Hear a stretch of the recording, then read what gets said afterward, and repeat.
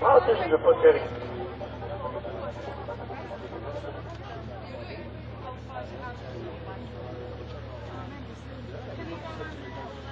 I just hope they get indigestion in there, that's all I can say.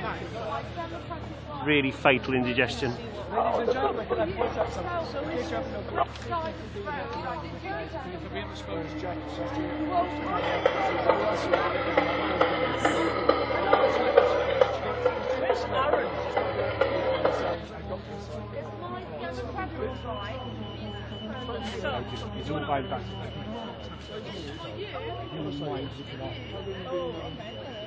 There's such a lot of police, public money spent just so some stupid fucks can have dinner together. It's just outrageous, isn't it, our tax money spent like this? They should all have dinner in their own little bed sits. Well, that's where we should end up, in our own little bed sits. Don't deserve anything more.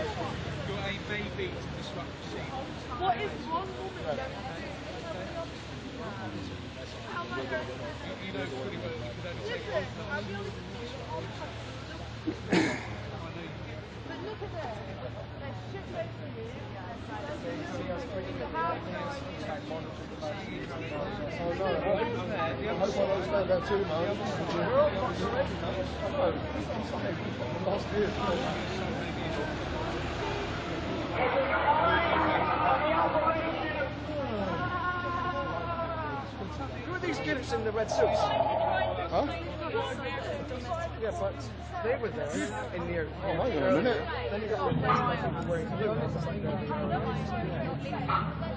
Why so many? Because they're afraid we'd be spoiling the evening for all these hard-working bankers and very important people, they think. Cohort of Roman soldiers over there. Sorry? The cohort of Roman soldiers. Oh! I'm guessing because the boys in red up there are forming up into some kind of a whatever. That something's about to happen inside there. Like people might be about to leave and see the nice pretty soldiers. Oh. Don't worry, you're safe. We have people dressed in red. This is a bit of a step up from the sort of normal riot police gear, isn't it? Spears and helmets. They're a bit shit at marching. I've seen them marching. Actually, videoed them before as they marched in. Yeah. They're really, really shit. Well, they're just bit actors, probably. Aye. We can have a conversation. We can have a conversation. So, what's the online?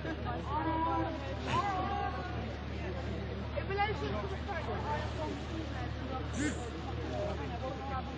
one of these over there that everybody wants to know. We're trying to keep us control and trying to place it in a way instead of saying peaceful demonstration, and we've done it.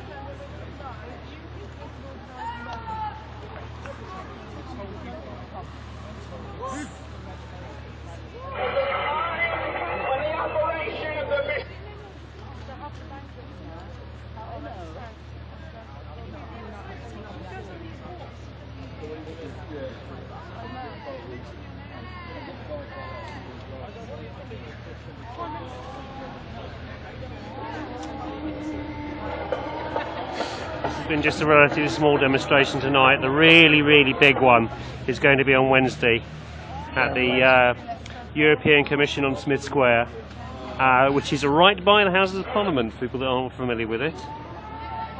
There's probably going to be tens of thousands of people at that one. All over if Europe, not it's more. a national strike. Yes, it's a national Britain strike isn't all over following Europe. it. Why is Britain not following it? Because we are apathetic twits, that's Exactly.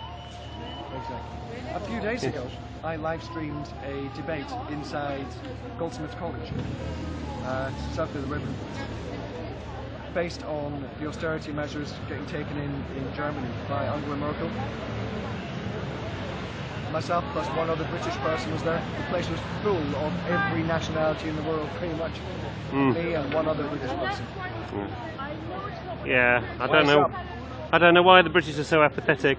Britain won't care until there's babies starving in the street. There's too much X Factor and football on TV. Yeah, that and the fact that Britain's had such a hard time also in the past.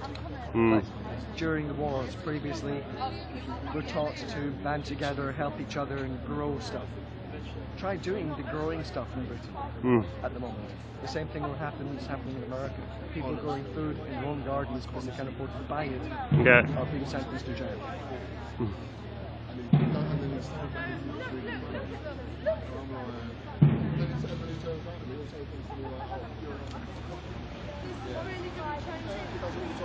Isn't this so inappropriate to have such pomp and circumstance at the time the world's about to collapse? What utter total prats they are! What complete irrelevance to anything else that's happening on this earth! Look at these idiots, ladies and gentlemen of the internet. Just look at them. This is England. Be ashamed. Not you, the guys behind you. No, the guys behind you. Be ashamed about these worms. And we're just going to go home and go, okay, yes, bigger.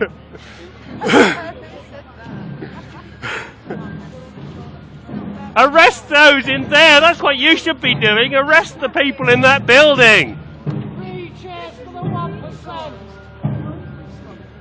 I bet that you can find something on every single one of them if you tried. If your senior officers didn't put a stop to it.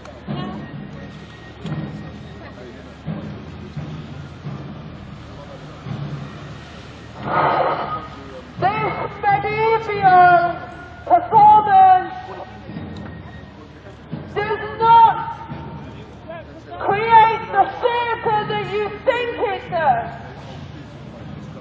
And whilst we may leave very shortly, please be assured that we know, that is the people, we know what you are doing. Having salmon. This is a performance.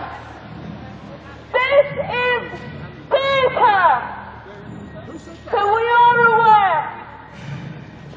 And the 99% are learning. Do not see our absence or our leaving as a success.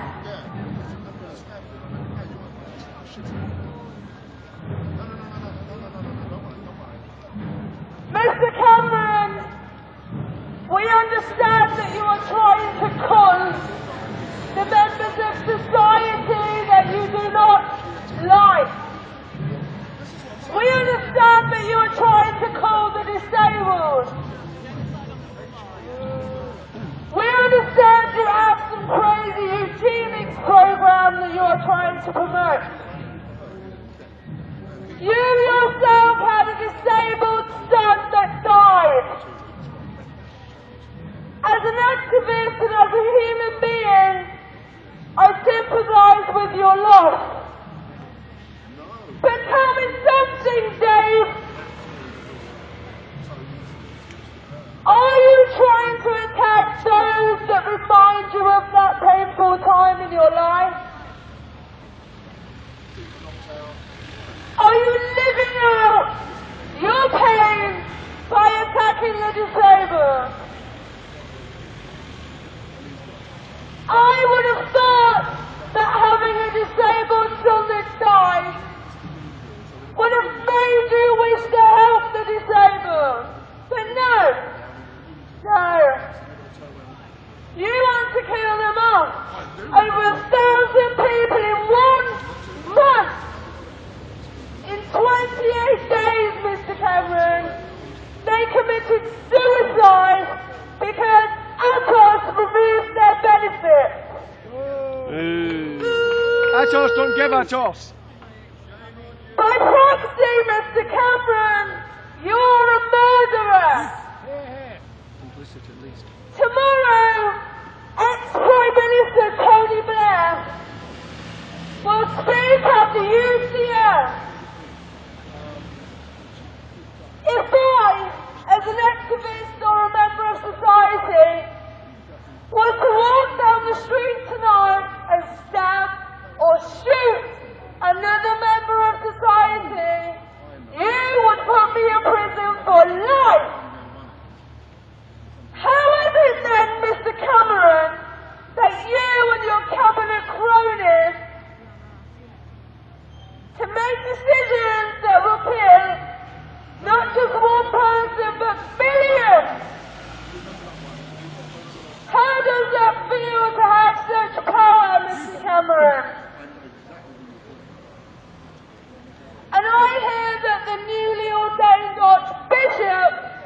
the Church of England, of which I was a member, is also making a speech at your banquet tonight. Get a job. Get a real job, sir. Get a haircut. Well, Archbishop of the Church of England, apparently this country, Great Britain as it's so called, is apparently ruled by biblical laws. Then to you as a Christian I say, when are you going to sort out your trustees, Church of England? Goldman Sachs was called a squid on the face of humanity. Have you ever thought, Mr. Welby, although not everybody's as well as you by all accounts, have you ever thought, Archbishop Welby, that perhaps you should listen to the teachings of him you profess to follow? Because Jesus said, according to your Bible, he said, have love among one another. Yes, I know. By this all will know that you are my friends. Well, I, as a Christian, am no friend of yours. And to the Archbishop Welby I say, get thee behind me, Satan! If Jesus, and this is addressed to you officers, I don't know if you're Christians or politicos, and maybe you're just trying to keep your job, put your heads down, take care of your wives and husbands and your kids. I really wish that you'd remove that part of your brain that's a phrase. Because when you really look into what's going on in this country, even though I see your eyes are glazed over, because I see that your training has served you well, and you can smile over there in the middle, you can laugh, and you can snigger, but deep down in your heart, you know we are right. What are you going to do when you're privatised? What are you going to do, officer over there with your pink hat, yes you, when G4S, which is mostly comprised of criminals charged with grievous bodily harm and the like, is taking over your job, what are you going to do? When your wife, or your husband, or your children are unable to say that they disagree with the government of this country without punishment, what are you going to do when they're knocking on your door? What are you going to do? If I had my way, and I'll be transparent and open and completely honest, and though I do not speak for everybody gathered here tonight, I speak only for myself. If I had my way, City of London Police, I'd be in that banquet right now, and I'd be dishing out some austerity suits. And I would really look to see if the Prime Minister could swallow it, because it makes you sick. It gives you malnutrition. It has no protein and it has no nutrients. It's not good for you. So before I shut it, people think I talk too much and I think I don't say enough. As a woman, as a British citizen, as a mother, as a daughter, as an auntie, and as a free-feeling, free-thinking human being, I say this to you. Your children, your grandchildren, your nieces, your nephews, the generations after you are going to ask,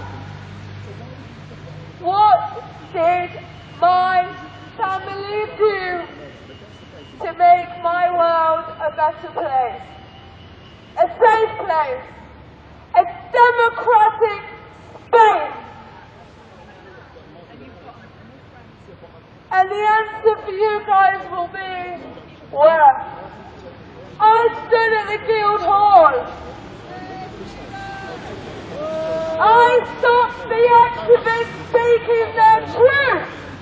That's what I did. I wore my high visibility jacket. I don't know if you guys ever read George Orwell. But hey, here's the reality check. 1984 was not an instruction manual. Big Brother may be watching. The Big Brother is not infallible. Think about it. I know you do. I know you stand there in your matching coats and trousers, and you're all tackling crime by gangs on the streets of London. But you lot are the worst gang that ever walked our streets, and I am ashamed. My grandfather is the head of police in the city of Leicester, and he is ashamed. I hope you all feel like you did a good day of work today.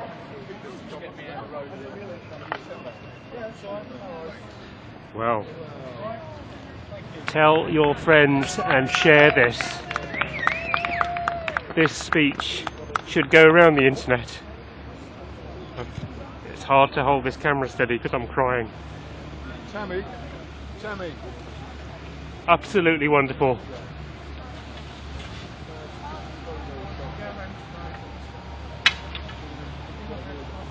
Tammy, that was one hell of a speech. I didn't finish it. I didn't want to answer it anyway.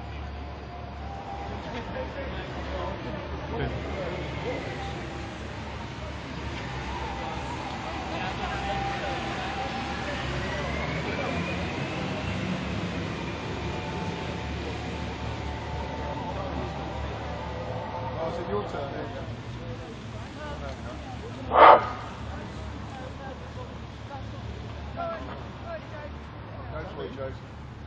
Tammy?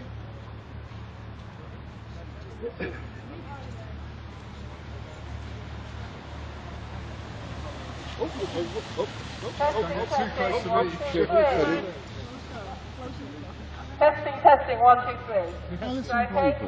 Yeah. Right, who just left? Yeah. Just go up to me and tell Mr. me that Cameron I totally disrupted the and GA. Chris Braley. Honestly, I hope you haven't enjoy seen her your since meal. Longest Joe.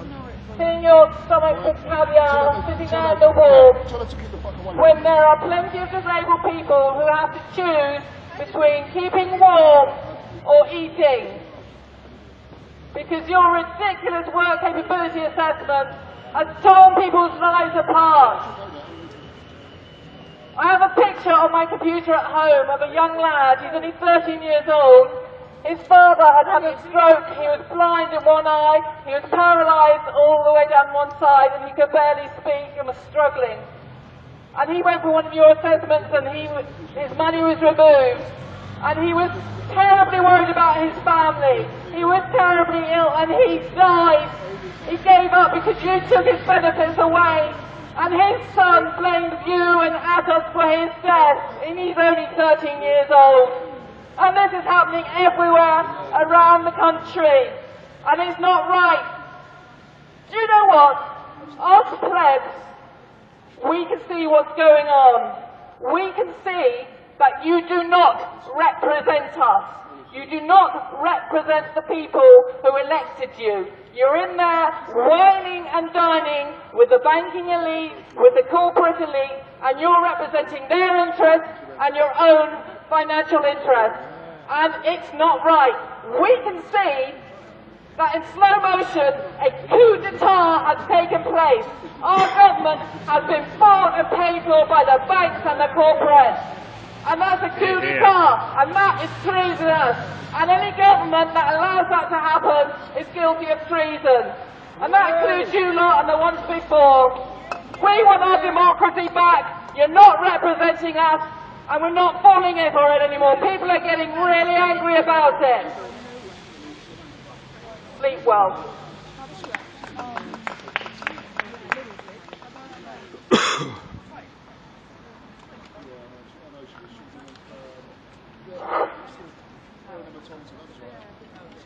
David Cameron,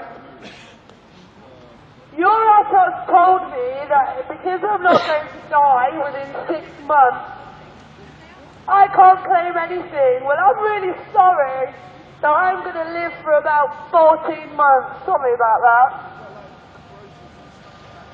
But if I have to spend that entire 14 months speaking like this, well, I saw the sign on the tube, one of your signs, by the way, a government-funded sign, and you know what it said, Cameron? It said, "One day your life is going to flash before your eyes." That's what it said. And then it said, "Make sure it's worth watching twice."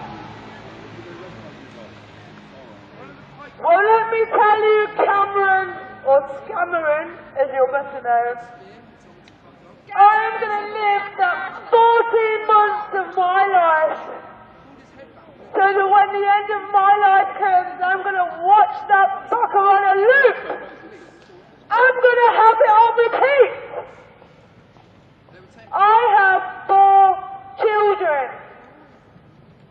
I'm sure you already know this. Their names are Georgia, Olivia, Nathaniel, and Alexander. And I will be damned as a mother if I will remain silent anymore. My children will not work 3 jobs a week to fund your capitalist state.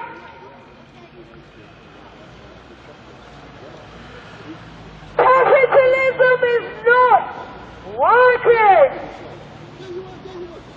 I do not class myself as a capitalist or even an anti-capitalist. I come from a run-down council estate in Leicester. I have no academic qualifications. I do not have your big words. I do not have your technical academic talk. But I am a human being.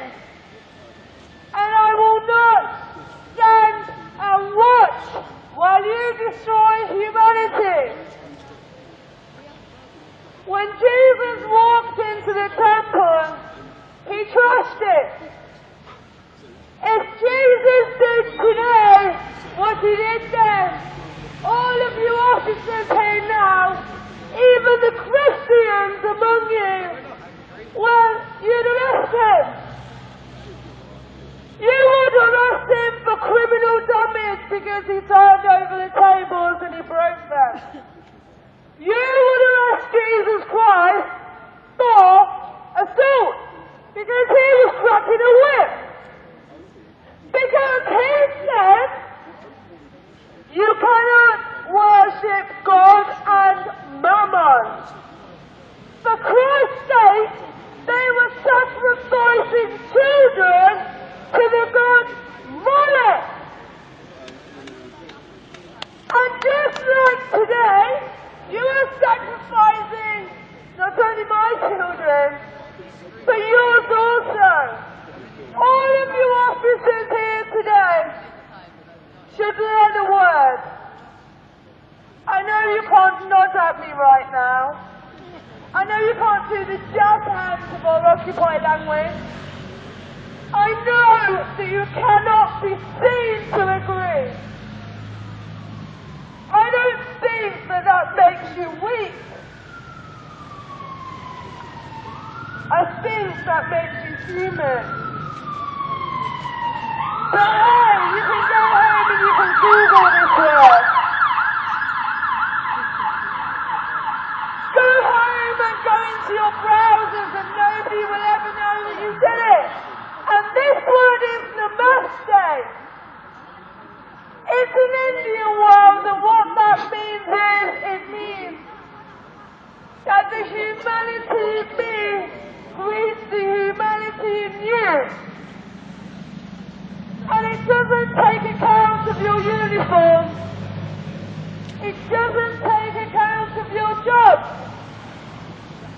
The human in me recognizes the human in you.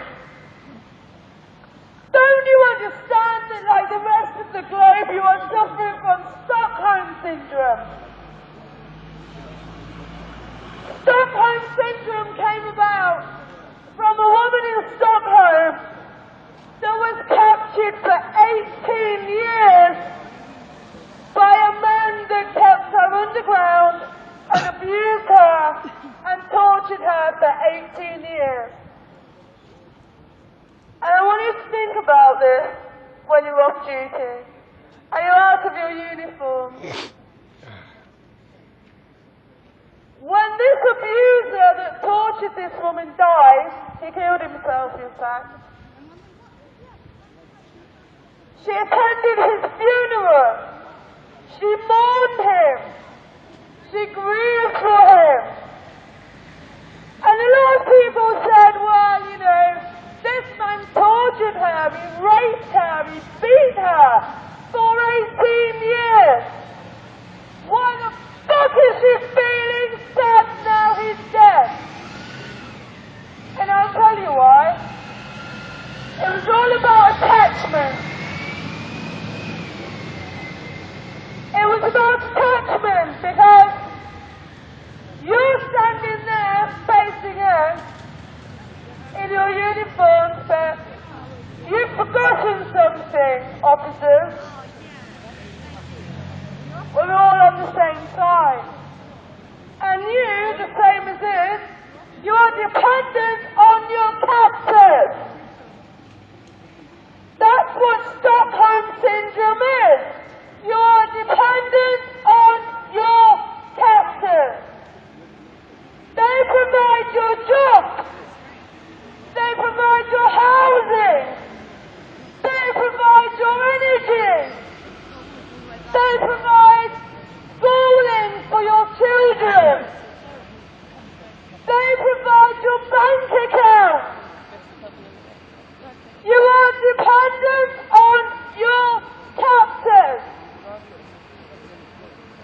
Go home. Stop giving them your service. They will crumble without you. Stop being complicit. Get some counseling for your Stockholm Syndrome. Stop being dependent on your captives. Don't do gardens. Grow food in your garden. My mother, who's quite well off, said to me the other day, she said, you know, Tam, we will never run out of food. And I had to agree because the world has enough for everybody's needs. But it does not have enough for everybody's greed. There's enough in this world to sustain every human being.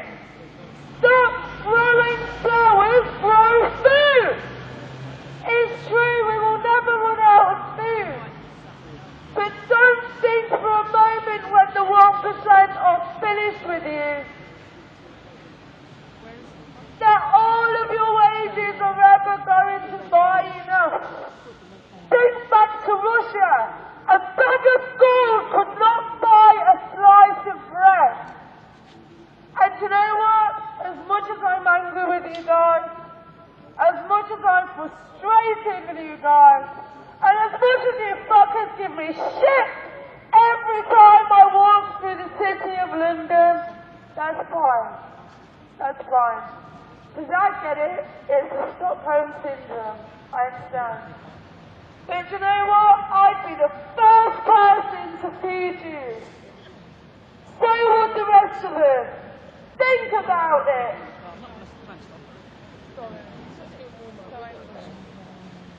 Hello, Cameron. My name is Tina. I am Greek. I'm an academic.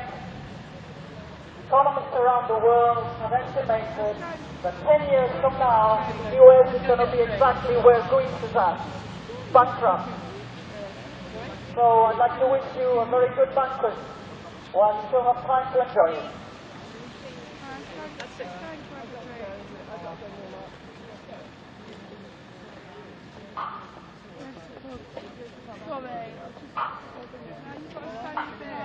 That was absolutely brilliant, Tammy.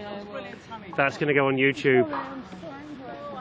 You need to be angry. People need to be angry.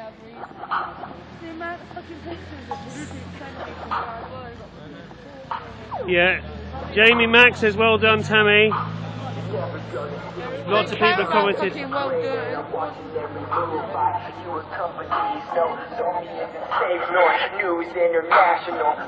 Right, I think I better upload this. Right, this is the end of this broadcast. Oh, That's yours? yes, it's mine. Yeah. Okay. Right.